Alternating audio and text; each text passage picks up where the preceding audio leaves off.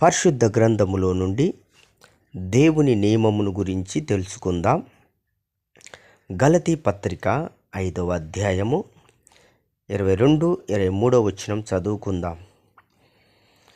ప్రేమ, సంతోషము, సమాధానము, దీర్ఘశాంతము, దయాళత్వము, మంచితనము, విశ్వాసము, సాత్వికము, ఆశా నిగ్రహము, ఇట్టి వాటికి విరోధమైన నియమమేది లేదు. ప్రేమ, సంతోషము, సమాధానము, దీర్ఘశాంతము, దయాళత్వము, మంచితనము, విశ్వాసము, సాత్వికము, ఆశా నిగ్రహము, ఇవి దేవుని నియమాలు. ఇవన్నీ దేవుని బిడ్డలైన వారు కలిగి జీవించాలని దేవుడు కోరుకుంటూ ఉన్నాడు. ఈ దినాన ఇవి నీలో ఉన్నాయో లేవో తెలుసుకో.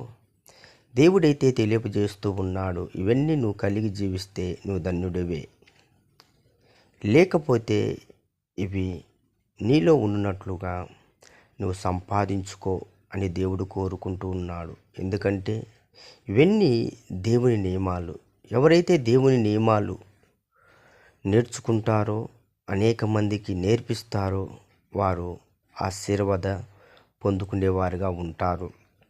లేకుంటే ఆశీర్వాదవంతులే. కాబట్టి ప్రియ దేవుని బిడ్డలారా, దేవుని నియమాలను పాటిద్దాం. దేవుడు మిమ్మల్ని దీవించి ఆశీర్వదించునుగాక. ఆమేన్.